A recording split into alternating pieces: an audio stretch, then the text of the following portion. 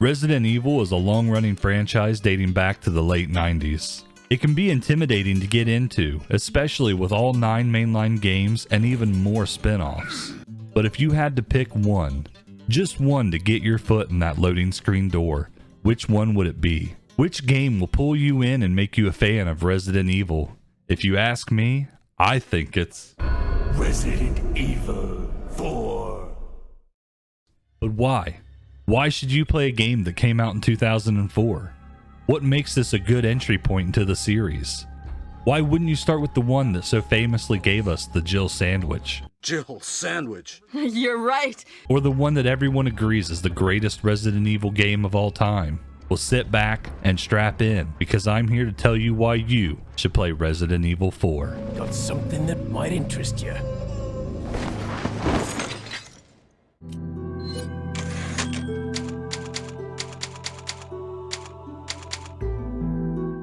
So what's the deal? Why would anyone start in what is basically the middle of a game series? Wouldn't it make sense just to go back to the beginning and start the story fresh? No thanks, bro. Well, in most cases, yes. A series like Uncharted, BioShock, or Halo, I don't think I would ever recommend starting on the sequels because the first entries still hold up so well. But for Resident Evil, this is not the case. I'm not knocking the originals. I play them often and love them for every bit of what they are. But for someone who is truly new to these games, I can see a lot of reasons they wouldn't make it past the first few hours. Tank controls, fixed camera angles, not being able to aim freely, no checkpoints. And God forgive you if you meet this guy and get soft locked on the goddamn plane. It can be very frustrating trying to play some of these games without any idea of how they work. But Resident Evil 4 takes care of many of these issues from the early games. An over-the-shoulder view that keeps you right in the action but doesn't take you away from Leon by throwing you into first person. Or by fixing a camera angle that makes you feel like you are moving inside of a box and can't get up and personal with your business. Allowing you to move around levels freely was something very new at this point in the series. It forces you to be aware of your surroundings because a Ganado could pop up behind you at any minute. A hidden item could be right above you out of frame, and using your ability to move around allows you to discover all these small yet significant secrets. The camera was not the only thing that became more freeing in Resident Evil 4, because for the first time, you could aim your weapon. Now blasting some poor soul's junk off has never been easier. In older titles, you can only aim straight ahead, up, or down, never anywhere else, and headshots were at random based on the weapon you were using. Resident Evil 4 came up with the awesome idea of using a red dot sight to aim, and allowed the player to make strategic shots. Headshots could critical and blow the enemy's head off. Body shots were safe yet effective, and knee shots would bring enemies down and allow for a badass suplex, WrestleMania style. But sometimes, even being able to aim freely isn't enough to save you.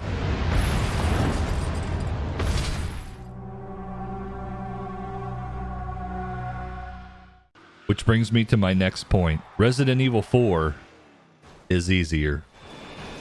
Shit.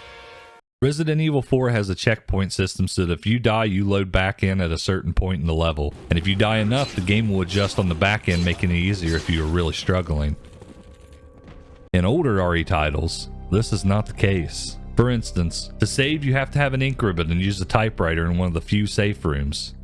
If you save and then play for 5 hours and haven't been to a safe room recently, then die to, let's say, a horde of zombies who just want to aggressively hug your intestines, you will now start at that last save 5 hours ago.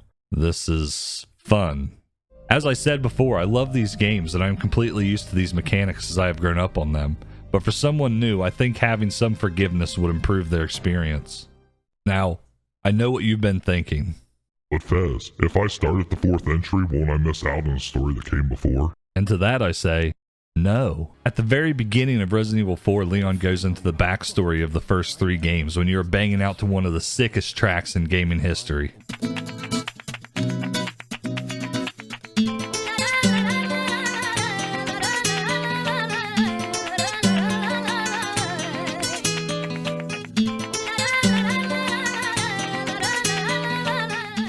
swear to Christ, if this isn't in the remake, I'll shit on Kenzo's desk.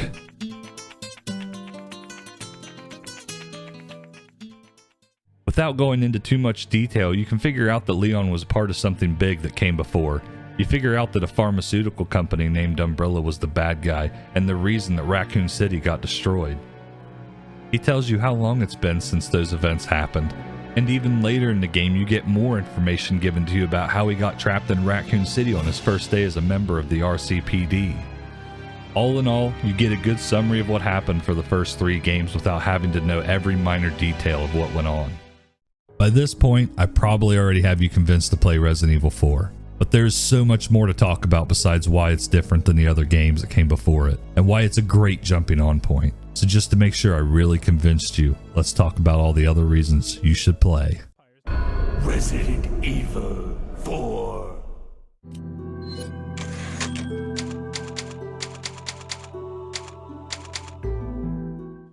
The world of Resident Evil was one of the most memorable in my entire gaming career. The village is a large playground that greets the player with running chainsaws. Chainsaw. Salazar's castle is huge and expansive, to the point you wonder how in the hell no one in Spain knew this place even existed. Oh, shit. The island is a strong area that feels half construction site and half military base. Each area is full of its own treasures to be found, enemies to be suplexed, and characters to meet. Been a long time, comrade. But we'll get to them later. The village is a center point to a few branching paths. This area is great for introducing players to the mechanics of the game, though it can be tough on your first playthrough.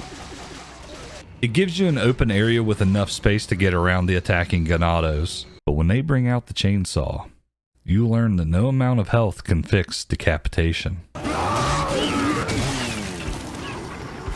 A younger, less skilled, little Fez may have gotten stuck here quite a while. This is a great area to get used to fighting hordes of enemies, because it's very rare that you'll be fighting 1 or 2 enemies at a time. More often than not, you'll be getting gangbanged by a bunch of old farmers for shooting their chickens. Eventually, you escape from one hellhole to another, Salazar's castle. I've been expecting you, my brethren. This castle is gigantic. It's so large you need a train cart just to get around it in some areas. Unlike the village, you don't really loop back around to a certain area of the castle, which makes it a bit more linear, but it's not as open as the village either. Tighter corridors and plenty of booby traps make for a troubling time. The enemies feel like they're in greater numbers, and the new Plagas are a tough challenge as well. Let's take this guy for example. The long Wolverine-like blades, the rush attacks, and his ability to combo you till your head pops off.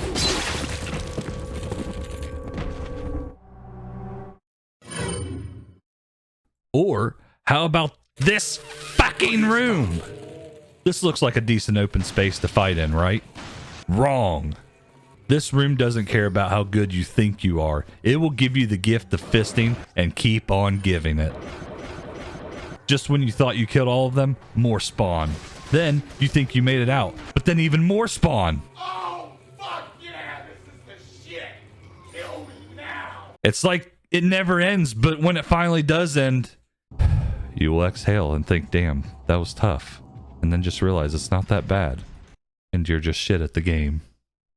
But while the castle can be challenging, you get moments where you can appreciate how much effort went into the design. Nothing feels out of place or disconnected. You go from castle to sewer to lava pit to underground caverns, and it all just makes sense. All of this just works. You can feel a sense of scale in these big rooms with the tall ceilings, or when you're looking out a window and see more parts of the castle off in the distance. No, it's not like Breath of the Wild or Skyrim, where if you can see it, you can go to it. But they put effort into every corner of every level, and it makes the castle feel massive and lived in for a few centuries. I could go on and on about Salazar's castle. It's where most of my playtime is clocked, but we don't need a 24-hour video. Or maybe... No, we don't. The island. Not a tropical island, but a construction site, laboratory, cavern, military camp, prison. It's got a lot of different themes to it, and somehow all of it works together. The evolution of the game's enemies go from pitchforks to crossbows to machine guns. Now the enemies are shooting back and they're tougher and harder hitting too. The level design is getting extremely cramped as you spend most of the time indoors at this facility's lab and military areas. Escape is almost never an option, and you better have that shotgun ready. Just like the village's chainsaw guy and the castle's blind Wolverine, the island has its own unique enemy, and it's something that nightmares have nightmares about. The Regenerator. The sound this thing makes and hearing it right around the corner from you is haunting. Not only that, shooting off limbs in its head won't kill it, but I'll let you figure out how to kill it on your own. But what good are all these locations and enemy types if our main characters aren't good? Well, let me tell you, they're good. They're damn good. Okay, it's game time.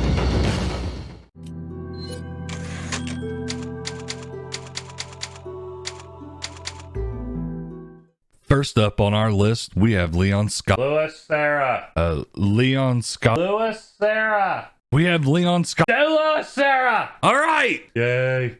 First up on our list of characters, we have Louis McSwag Sarah. This heartthrob doesn't care what your sexual preference is. He's here to arouse you just by simply existing and throwing out those 10 out of 10 one-liners. Okay, I have only one very important question. You got a smoke? Got gum. Louis is our first encounter with someone who isn't taken over by the Los Illuminados. He's a key character that shows up at random times throughout the game and helps Leon out. He's also there to provide some insight to the story for us. See that the president's equipped his daughter with ballistics too. He's a lot like Leon up front, but ends up being a very different character, as you will find out in his notes laying around the game as you progress. I won't ruin that for you here because I know that you want to play the game and find out for yourself. Right? Please play the game, it's so good. Please. Please. Now can we do Leon? Sure, go for it. Next up on our list is Leon Scott Kennedy. Yet another heartthrob here to steal your girl. Quite literally.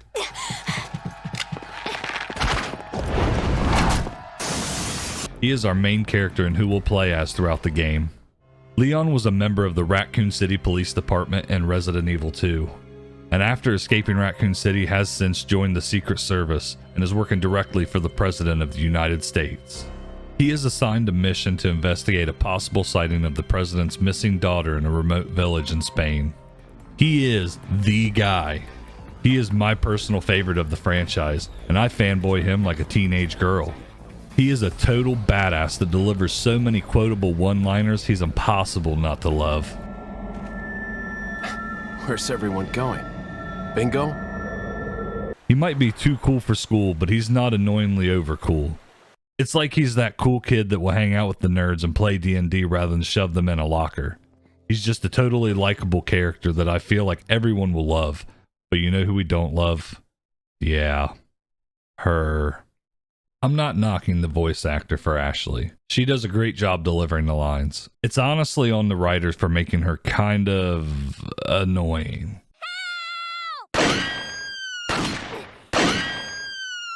Resident Evil 4 at its heart is an escort game. No, not that kind of escort. This is one of the first escort games I can remember playing, and in all honesty, I don't really mind Ashley because most of the game you won't have to deal with her being around. Just throw her into a trash can where she belongs, and when all the bad guys are dead, call her back to you. Since this game, I feel like escort games have gotten a lot better, and this was a solid eye-opener for future titles doing the same. Take Ellie in The Last of Us. She will find useful items for you, fight with you when she can. She even has her own dialogue and interacts with the world around her. Ashley just expands your hitbox and is another health bar to watch. Now I know I'm trying to convince you to play the game, so why complain about Ashley? Well, I sadly have a conscience. And if I wasn't honest about her, I'd feel like I'd led you astray. But don't let Ashley's existence be a hindrance to your thoughts of the game. How rude! Because as I said before, she's only with you for a short amount of time because she's a magnet to getting captured over and over again. Damn it! Ashley!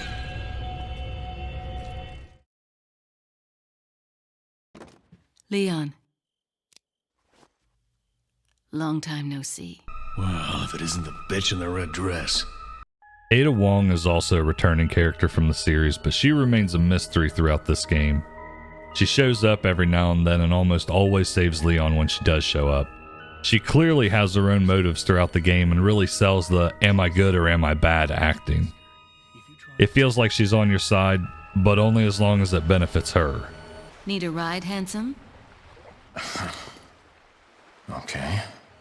She even has her own side content in the game, Separate Ways and Assignment Ada. Without spoiling what these are, the missions explain what Ada was doing between her meetings with Leon throughout the game. That's really all I can say about Ada, because talking about her side content would really be in spoiler territory. Maybe it's about time you told me the reason why you're here? Maybe some other time. I'm gonna lump this one all together. The Los Illuminados. This is the cult group that all of the enemies fall under. These guys are the henchmen of this guy, the Big Cheese. These guys are the henchmen of this guy, Salazar. I think these guys are under this guy, Krauser.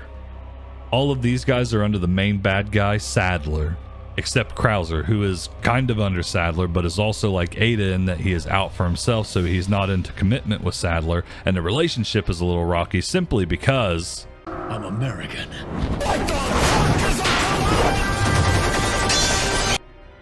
Then you have these big baddies who will toss your salad like an Olive Garden waitress.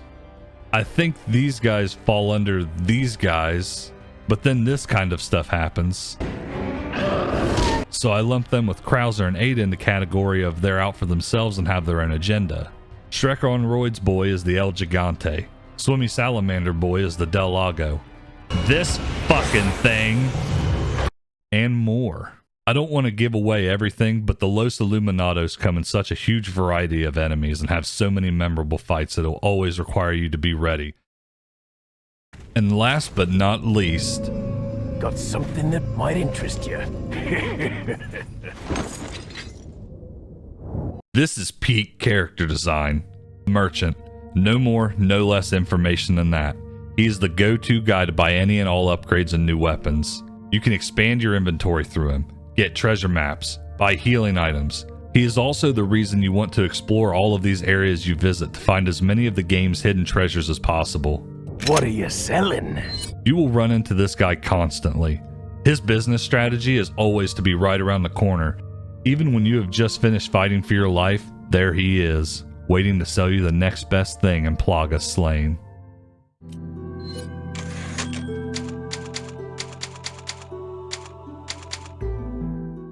Alright, this section will be a little bit tricky. I don't want to tell you the story, but I want to tell you the story. Being a hero isn't what it's cracked up to be anymore. Even if I were to spoil the entire story for you, I'd still recommend playing it, because it's that good. But let's give a brief Unga Bunga version of the story, shall we? Leon goes to Spain. Leon finds the girl. Leon then goes home. The end. There. Short and sweet and no spoilers. Resident Evil 4 doesn't just tell its story through cutscenes. You will find notes laying around the village, castle, and island that explain more backstory to certain characters and tells the motives of others. But let's get away from spoiler territory and start talking about that gameplay. I would argue that Resident Evil 4's gameplay has aged extremely well and holds up even today. The over-the-shoulder was revolutionary for the Resident Evil series. The guns look, sound, and feel good to use. Using a shotgun? Alright, lump the enemies together and get them in close and start blasting. Using a pistol? Better be a Red 9. TMP? Great for stunning and taking down large groups of enemies at a distance. Sniper? Yeah, I don't use that. Each gun has a purpose, and it feels like each area was designed with a specific gun in mind. Find a gun you like? Take it over to the merchant and he'll upgrade it for you. So let's say you get to a boss and these guns aren't working out.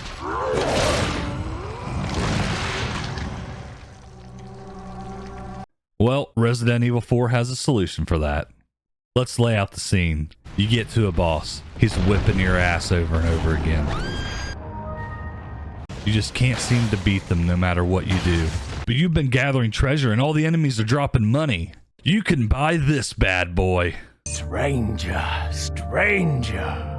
Now that's a weapon. This is an instant one-shot to most bosses and saves you time, hassle, and items. Now look, I know you think this is probably the best way to deal with all the bosses. But I highly recommend you fight them without this built-in cheat code, because these boss fights are tough, fun, and nothing beats the feeling of beating the shit out of that boss that's been causing you so much suffering. So, first time through, fight them with your regular weapons. Second time through, have fun.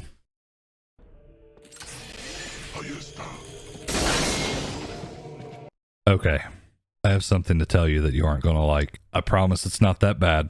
It's just, this game has QuickTime events. No, God! No, God, please, no! No! No! No! I know. Today we have gotten rid of QuickTime events because so many games had them and we overdid it. But trust me, these QuickTime events are used in a way that I feel benefit the overall experience. You have a few moments of mashing a button to run then dodge, but where the QTEs really shine are in the boss fights, where you have to be on your toes and ready to dodge. It really benefits these fights and allows the player to feel a sense of fear if they aren't ready. The QTEs are used mostly in cutscenes, which forces you to pay attention. It's almost a way of forcing you to get into the story. One cutscene involving Krauser in particular makes great use of the QuickTime events, and it is such a badass scene you'll feel way more immersed thanks to it. Is music gameplay? No. Okay, well, it's going here anyways. The music.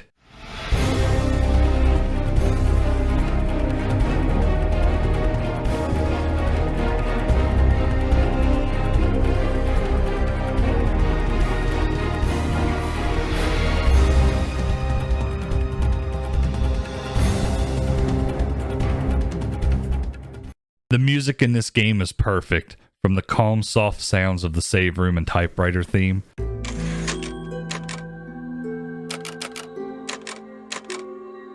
to the panic-inducing theme when the Ganados are on your ass.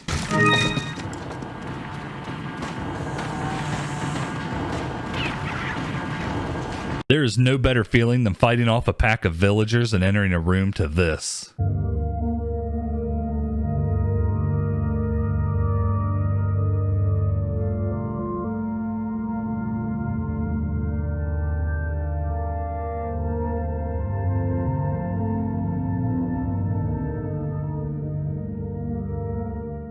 There is nothing like seeing the blue flame of the merchant's shop and hearing this come on. It's relaxing and calming, like a safe place from the constant threat that waits for you back outside those doors. Each area's theme matches the music in the background so well. I mean, just listen to this music whenever you're fighting off the islanders. Cause I'm an island boy and I've been trying to make. Oh, I'm an island boy. Wrong music.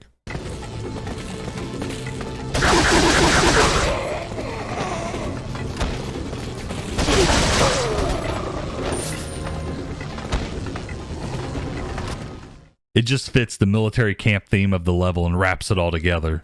The wide variety of music they produce for this game is quite impressive and immerses you into every moment.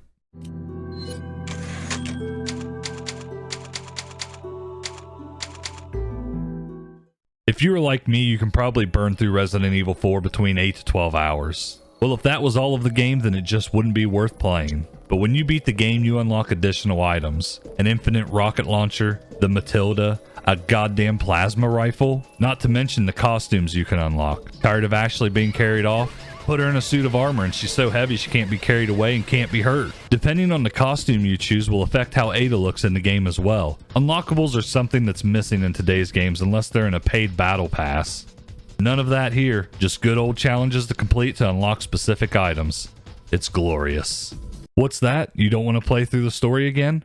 Okay, cool. We have extra game modes. Boy, does Resident Evil throw the content at you. Mercenaries mode, where you try to beat the time playing as all different characters from the game, killing waves and waves of enemies. Assignment Ada in separate ways, both additional content where you get to play as Ada. You can unlock more items by completing these. Everything you do in the extras part of the main menu unlocks items that can be used in the main game, which gives you all kinds of reasons to beat the game again. I beat the game over 12 hours on professional mode. Unlocked the plasma rifle. I proceeded to melt everything in sight and beat the game in just 4 hours on the same day. Wow, you're so dominant. One additional extra that was made far outside the Resident Evil game itself is the community. The fans of this game are so awesome, they have came out with an HD mod for the PC version that updates every single texture.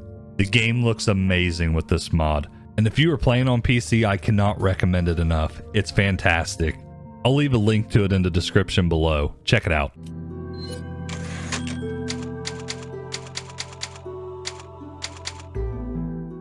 So why should you play Resident Evil 4?